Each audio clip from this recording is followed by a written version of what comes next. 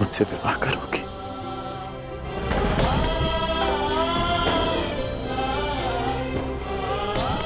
हाँ, वृषाली राधे कर्ण से विवाह करेगी।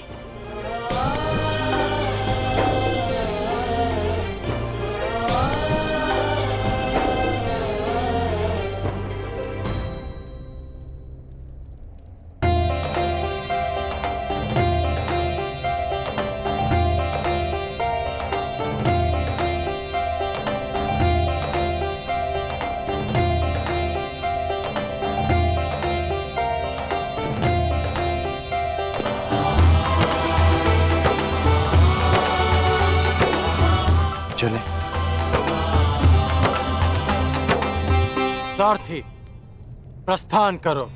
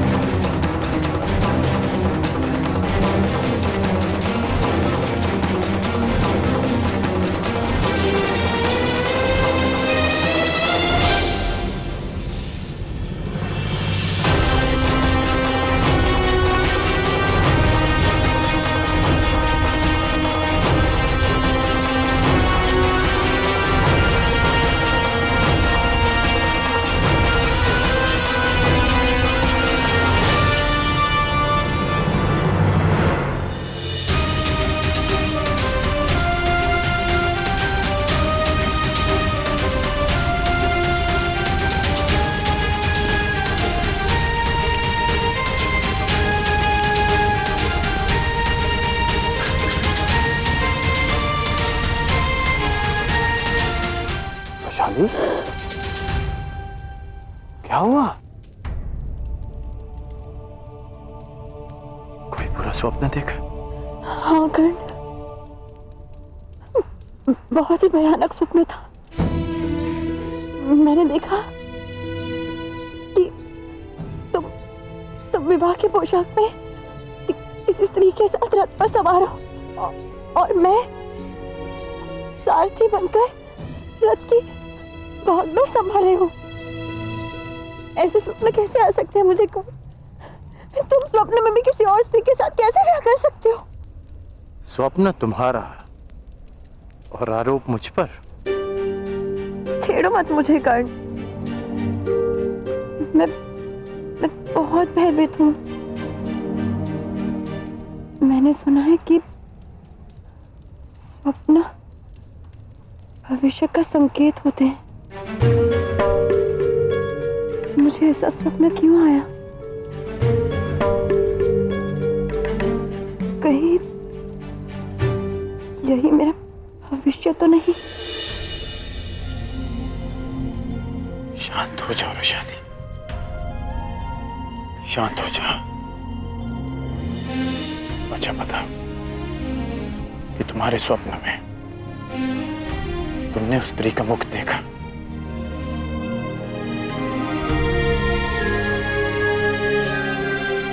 तो फिर तुम कैसे कह सकती हो कि वो कोई और स्त्री थी? तुमने ठीक कहा कि स्वप्न भविष्य का संकेत होता है। यदि हम जीवन को रथ मानकर चलें, तो ये स्वप्न संकेत कर रहा है कि इस राधे कर्ण की जीवन संगनी भी तुम हो और सारथी भी तुम। जिस पुरुष की पत्नी उसकी सहयात्री होने के साथ साथ मार्गदर्शिका भी हो, वो बड़ा भाग्यशाली होता है।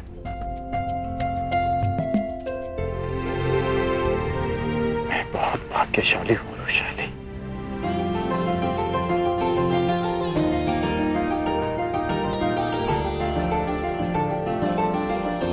ईश्वर करे इस स्वप्न का संकेत वही हो जो तुमने समझाया, वो नहीं जो मैंने समझा। आज के लिए पर्याप्त समझ लिया वृषाली। अब भोजन कर लेते हैं ताकि भोर तक अंग पहुंच सके।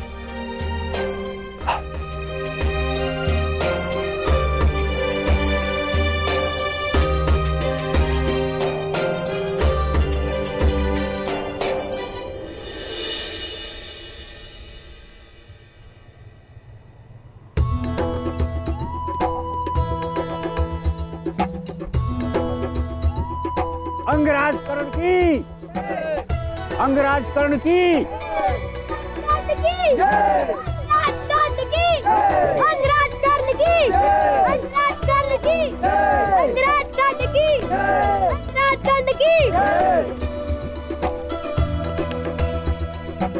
अंग अपने राजा का स्वागत करता है। आप अति शीघ्र लौट आए अंगराज। हाँ, क्योंकि आप सबको शुभ सूचना देनी थी। मैंने विवाह करने का निश्चय कर लिया।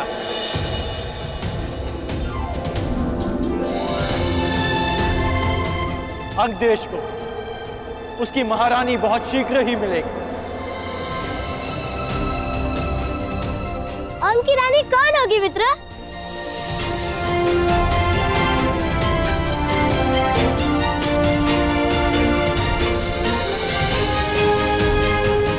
वो शीघ्र ही यहां आएंगी मित्र, स्वयं देख लेना।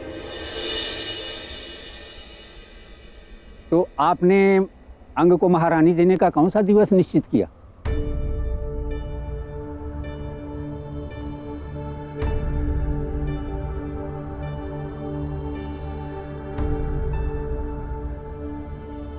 पूर्णिमा से अगले दिवस प्रतिपद को विवाह होगा।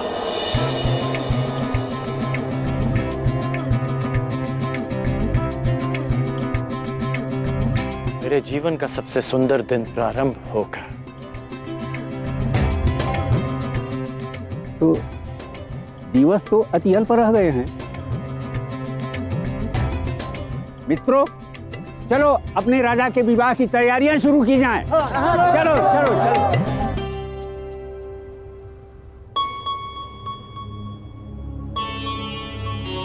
कर्ण,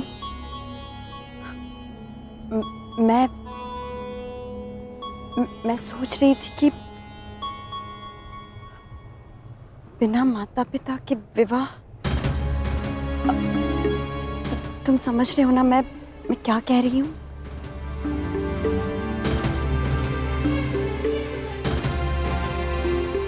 वैशाली, हमारा विवाह माता पिता के आशीर्वाद से ही होगा। मैंने माता और पिताश्री को यहां आने का संदेश दे दिया है और तुम्हारे पिताश्री को भी निमंत्रण भिजवा दिया है। वैशाली,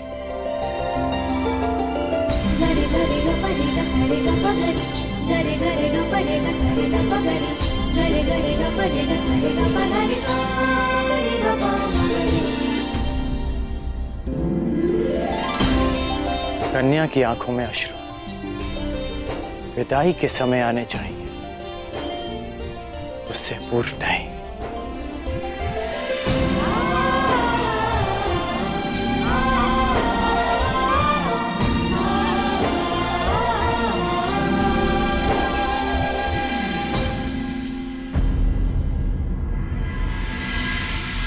तो तुम भी स्वयंवर में जाना चाहते हो पुत्र? हाँ पिताश्री।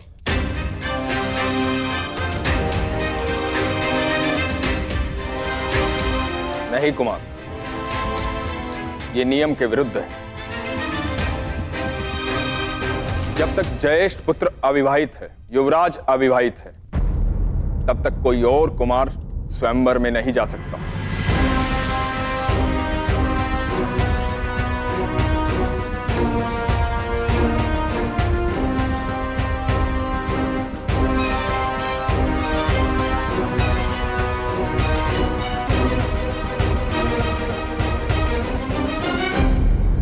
अविवाहित है, तब तक कोई और कुमार स्वयंवर में नहीं जा सकता। विदुर महोदय, ये कौन सा नियम है कि एक पुत्र अपने पिता से मन की बात भी ना कह सके। और रही बात राजनियम की, तो सम्राट राजनियम बनाते हैं, वो स्वयं उसके अधीन नहीं होते। उनकी कही हर बात अघोषित नियम है। और कारण विवाद क्यों करना है दुर्योधन ना? बात यदि युवराज की है तो उन्हीं से पूछ लेते हैं। क्यों युवराज युधिष्ठिर? जहां तक मैं समझता हूं, आप अपने अनुज का यह निवेदन अस्वीकार नहीं करेंगे।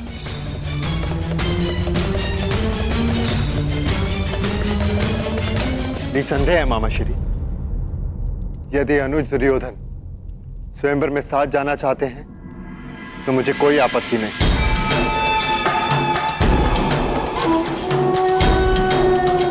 उन्हें अपने साथ ले जाकर मुझे प्रसन्नता होगी।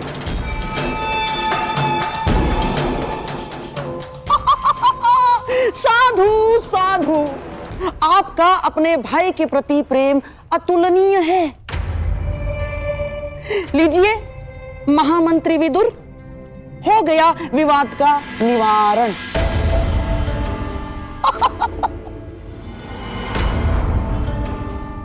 अब दोनों भाई प्रसन्नतापूर्वक स्वयंवर में जाएंगे, और यदि कुमार दुर्योधन साथ रहेंगे तो युवराज युधिष्ठिर की सुरक्षा भी हो जाएगी। और अपने भ्राताओं की सुरक्षा के लिए मैं साथ जाऊंगा ज्येष्ठ पिताश्री।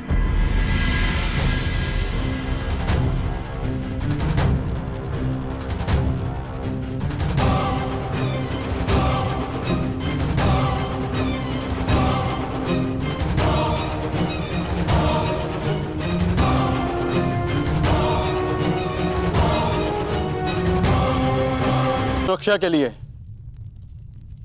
मैं साथ जाऊंगा ज्येष्ठ पिताश्री।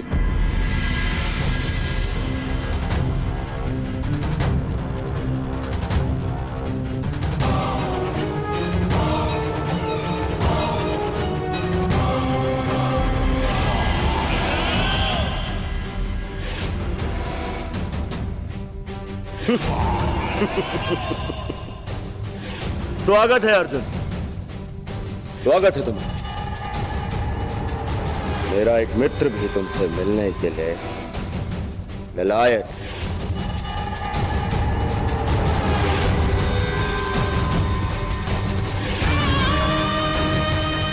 विशेषता इस हस्तिनापुर के बाहर, वो भी हमारे साथ चलेगा।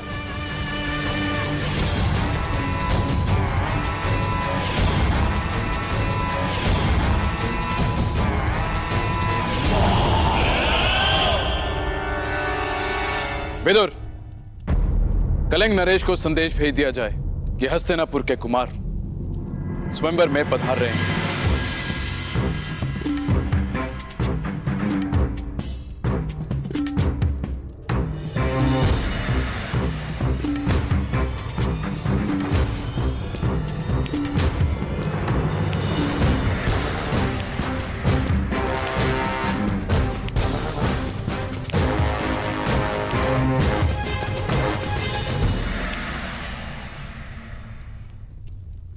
मामा, आपने कहा था ना कि कर्ण युद्ध का पासा है, षड्यंत्र का नहीं। हाँ। तो अब इस पासे को अंग से बुलाने का समय आ गया है।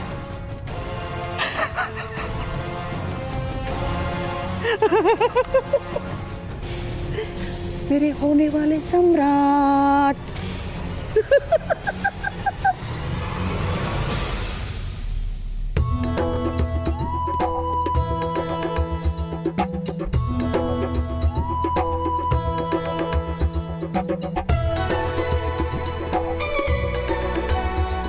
देख रहे हो कर, कितने सुंदर फूल है ना। हम हमारे विवाह में ऐसे ही पुष्पों से सज्जा करवाएं।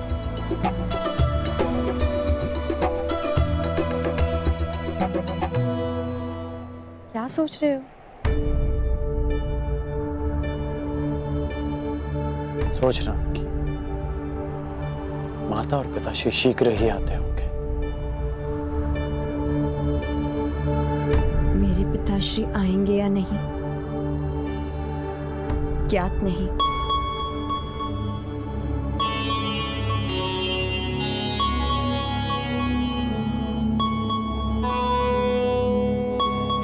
अच्छा एक बात बताओ, क्या सोचा है तुम? विवाह के पश्चात तुम्हारा घर कैसा होगा? पहली बात, वो मेरा घर नहीं हमारा घर हो। और दूसरी बात, वो भले छोटा होगा परंतु सुंदर होगा। भित्तियों पर सुंदर सुंदर कलाकृति, दोनों पर कलाकृतियां, श्वेत और दूसरे रंग की यवनिकाएं, और खिड़की से ऐसा दृश्य होगा जहां से सूर्य भी दिखे और चंद्रमा भी। और हाँ, ऐसे सुंदर और सुगंधित पुष्प सज्जा हो। और हे ईश्वर, पुष्प सज्जा का कार्य अधूरा पड़ा है। तुम भी ना मुझे बातों में उलझाकर ना स्वयं कुछ करते हो ना मुझे कुछ करने देते हो। कहाँ मैंने सोचा था कि तुमसे पुष्प सज्जा में सहायता लो, परंतु तुम जैसे कठोर योद्धा कहाँ से इन कोमल से पुष्पों को समझेगा।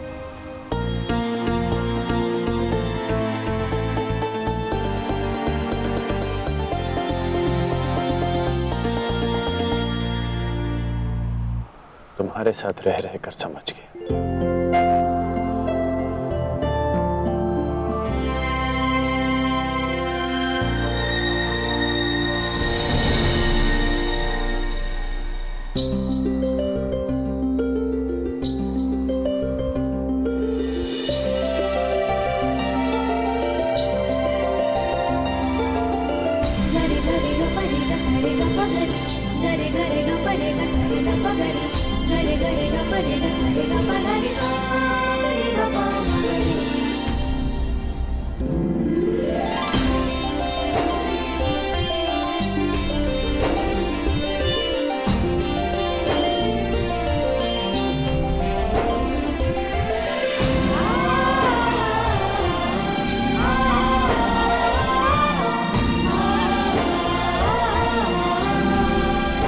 कैसा लगा मेरा प्रबंध?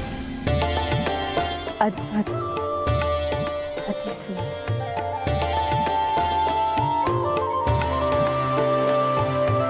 हमारा प्रेम इन फूलों की तरह रहेगा, अद्भुत और अति सुंदर, जो सारे संसार को सुगंधित कर देगा। परंतु इन पुष्पों का एक गुण नहीं होगा हमारे प्रेम।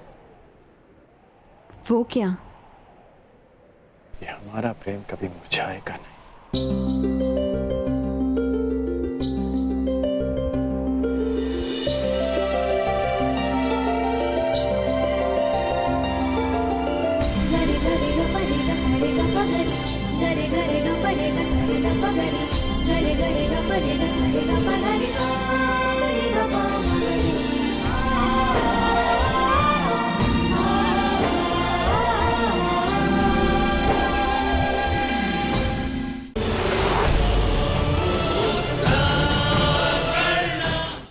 हमारा प्रेम इन फूलों की तरह रहेगा, अद्भुत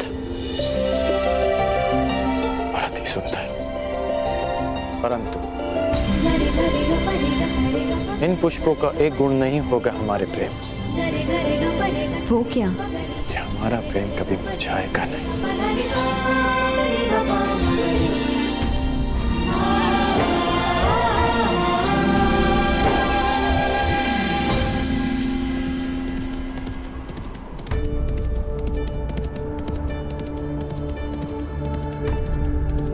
रथ आने की ध्वनि है। प्रतीत होता है काका काकी आ गए। कदाचित मेरे बाबा भी।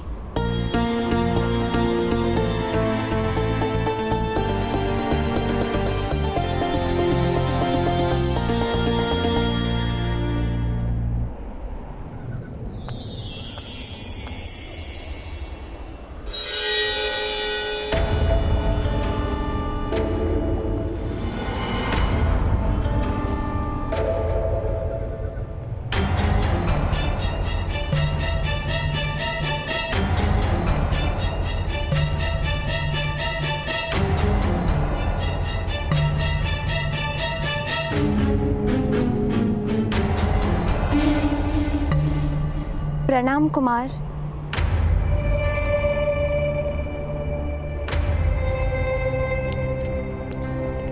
मित्र दुर्योधन, यहाँ अचानक?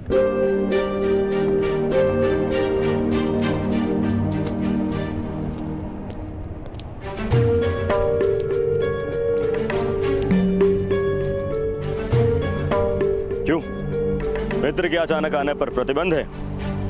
नहीं, आपका स्वागत है।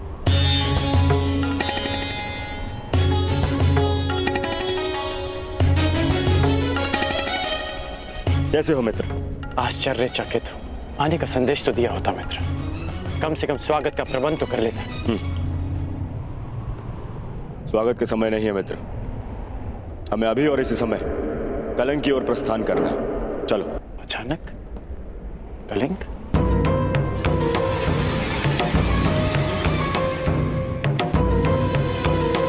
हाँ, कलिंग नरेश की पुत्री के स्वयंवर का निमंत्रण आया है। कदाचित तुम्हारे सहायता की आवश्यकता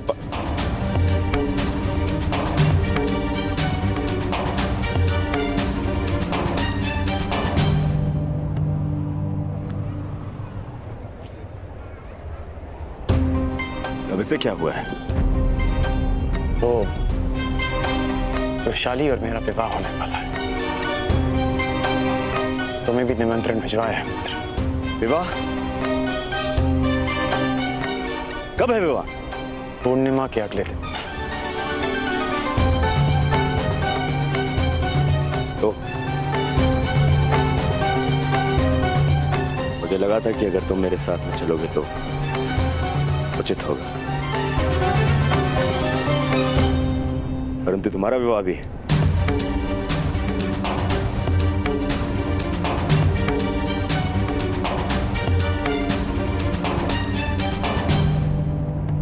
वृषाली, पूर्णिमा आने में सप्ताह भर शेष है, तब तक मैं लौट आऊंगा। अवश्य किसी संकट का अनुमान होगा कुमार दुर्योधन, इसलिए मेरी सहायता की आवश्यकता है।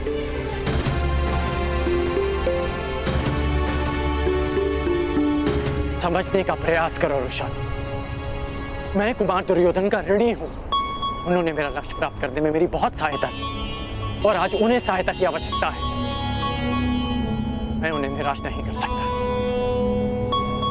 मित्र की सहायता कर्ण का परम धर्म है।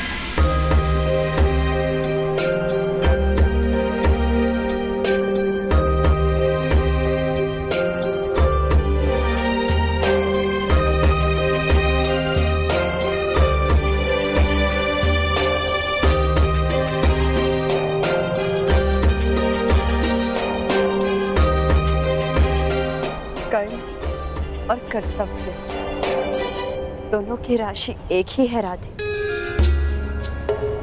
जिसके साथ जीवन के मार्ग पर चलना है, उसके कर्तव्य के मार्ग पर बाधा नहीं बनेगी ये वृषाली। मैं प्रतीक्षा करूंगी पूर्णिमा से पहले लौट आऊं। और हाँ, स्वयंवर में सम्मिलित होने जा रही हूं। अकेले ही लौट, कोई भी हो, सौत किसी को नहीं भाती।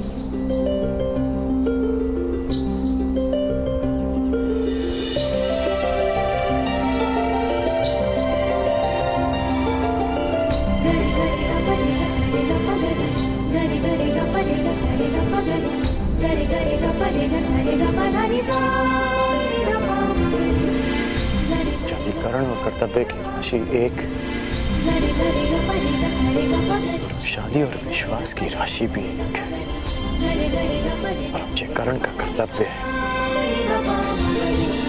कि वो वृषाली का विश्वास ना दो। जब कर्ण धनुष तो वृषाली उसकी प्रतिज्ञा, ये साथ कभी नहीं छूटेगा। जानती हूँ कर्ण, तुम जाओ, परंतु शीघ्र ही लौटना।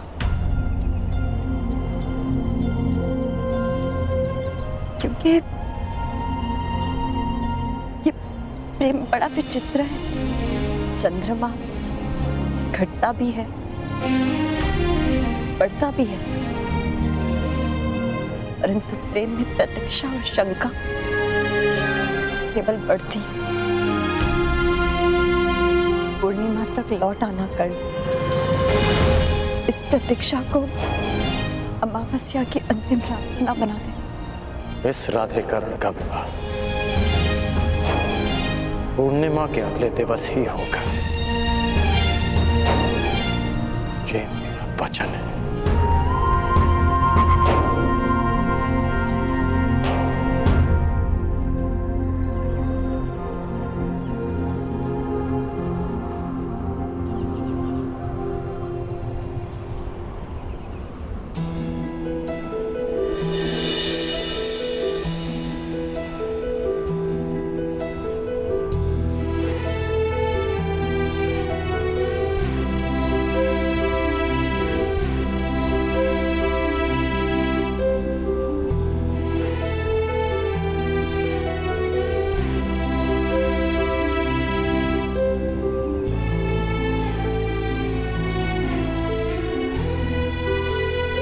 ईश्वर करे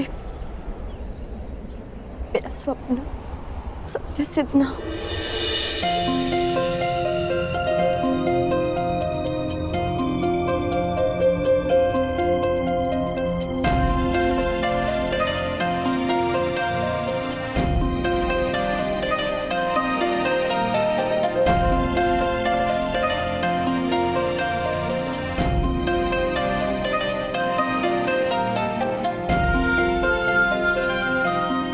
हे प्रभु, मेरा सपना सत्य सिद्ध हो।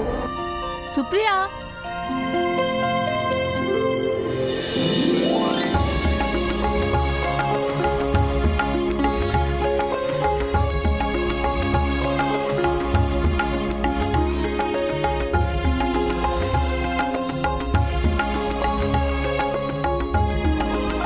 सुप्रिया शीघ्रता से चलो, राजकुमारी भानुमति आपकी प्रतीक्षा कर रही है। आ रहे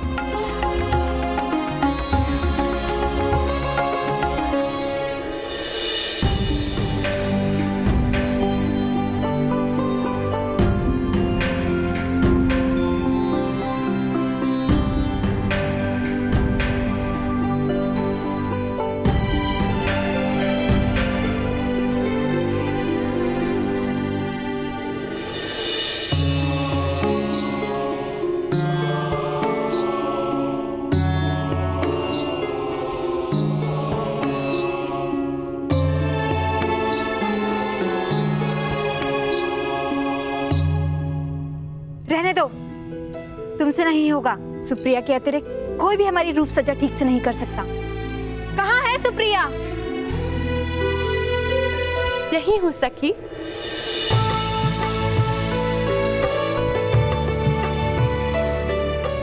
सुप्रिया, कहाँ थी तुम सुप्रिया? थोड़ी सांस तो लेने दिया करो। कभी कभी मैं सोचती हूँ कि तुम्हारे विवाह के पश्चात मेरे बिना क्या होगा तुम्हारा। होना क्या है, मैं तुम्हें अपने साथ लेके जाऊंगी। क्या हुआ, इतनी चकित क्यों हो गई हो? सखी,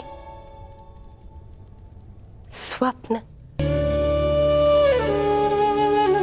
मैंने एक स्वप्न देखा। मैंने देखा कि मेरा भी विवाह हो रहा है। अच्छा, तो तुमने अपने वर को देखा कि नहीं? नहीं, उनके मुख पर सूर्य जैसा तेज था।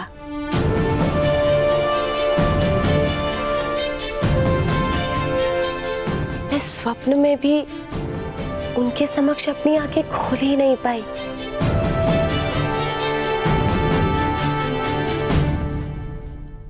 तो फिर सपने में देखा क्या?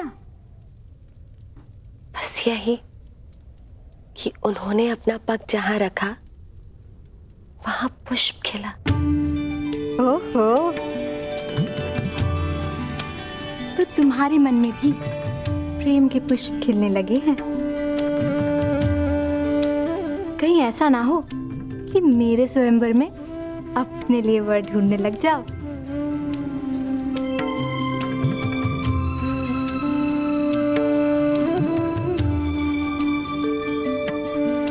और भानुमति नाम का ये पुष्प कहीं बिना खिले ना रह जाए।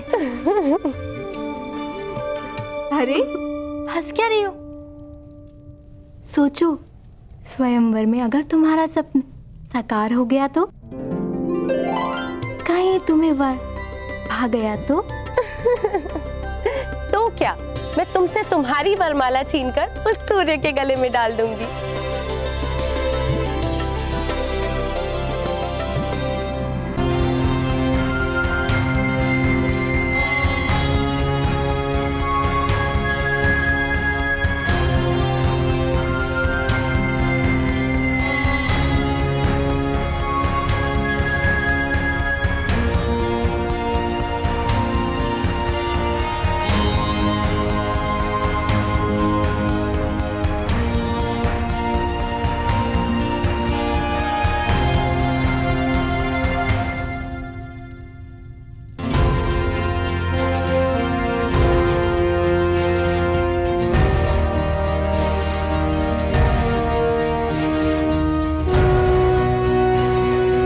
राजप्रसाद हस्तिनापुर जितना विशाल ना सही, किंतु सुंदरता में कम भी नहीं।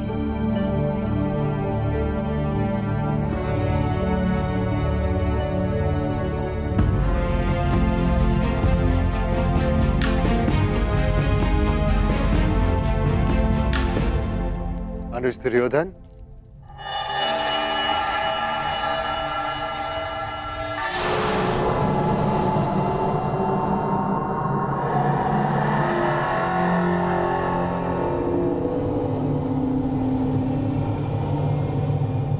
आप तो बहुत शीघ्र ही आ गए। मुझे तो लगा कि आप अंग से होते हुए आएंगे, इसीलिए आपको विलंब होगा।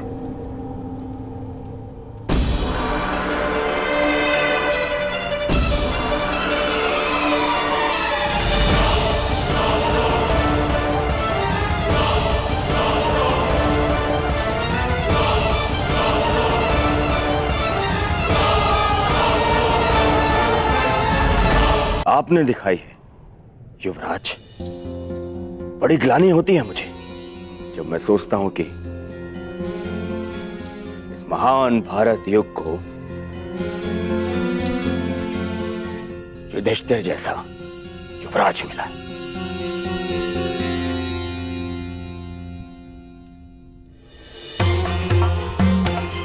पहले आपने अर्जुन की सहायता से युवराज का मुकुट तो धारण कर लिया, अब इसका भार भी संभाला नहीं जाता क्या आपसे?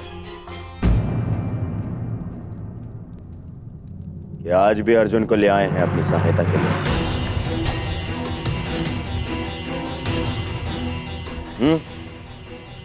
मैं यहां भ्राता युधिष्ठिर के लिए नहीं, आपके लिए आया हूं दुर्योधन। कहीं पांचाल नरेश की भांति यहां आपको किसी ने बंदी बना लिया तो आपको छुड़वा तो सकूं। आज यह आचार्य द्रोण की बनाई हुई सीमा नहीं है अर्जुन।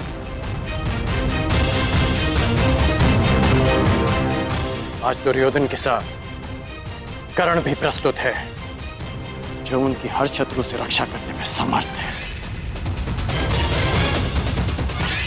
चाहे वो कोई राजा हो या किसी युवराज का सहायक।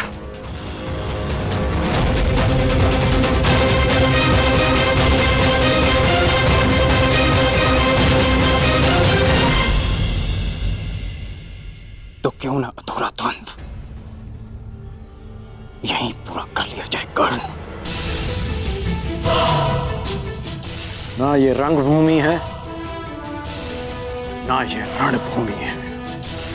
मैं यहां तुमसे द्वंद्व नहीं करने आया अर्जुन,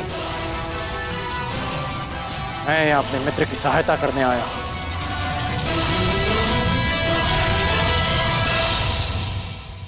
मैं वचन देता हूं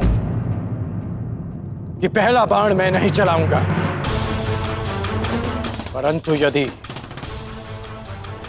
किसी और ने आक्रमण किया तो उस युद्ध को अंत करने का अंतिम बाण मेरा होगा।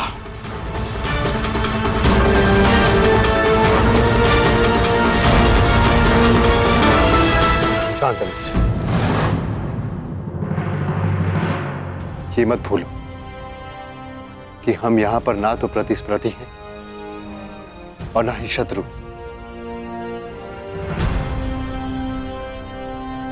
दुर्योधन भी हमारा ही भ्राता है। हम यहां पर हस्तिनापुर से स्वयंवर में भाग लेने आए।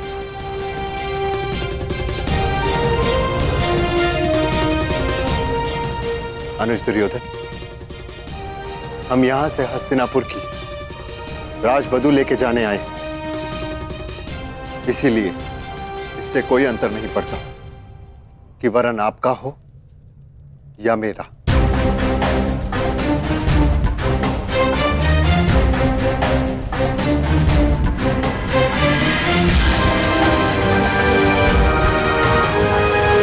चलो अनुज।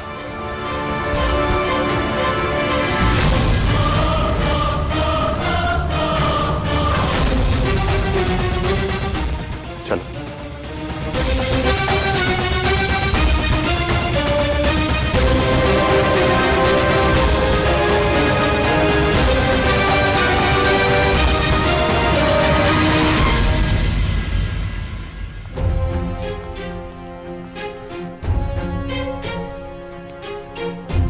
सखी, झरोके में आइए ना।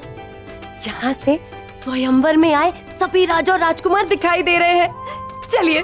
नहीं सखी, राज्यसभा में आपको इतना समय नहीं मिलेगा, इसलिए अभी इन राजाओं और राजकुमारों को अच्छे से देख लीजिए। वर चुनने में सरलता होगी आपको। इतने सारे राजकुमारों में से किसी एक का चयन करना कोई आसान कार्य तो नहीं है ना? इतना कठिन भी नहीं है सखी। एक काम करती हूँ, मैं देख के आती हूँ और फिर आपको बताती हूँ कि किससे विवाह करना चाहिए। हाँ? चलो कर्ण, हम वहां बैठेंगे। क्षमा करना मित्र, मैं यहां अवश्य तुम्हारे साथ आया, परंतु मैं स्वयंवर में भाग नहीं ले सकता। ये स्थान तुम्हारे लिए है। तो तुम क्या करोगे? मेरा कार्य तुम्हारी रक्षा करना है। मैं इस महल का निरीक्षण कर आता हूं।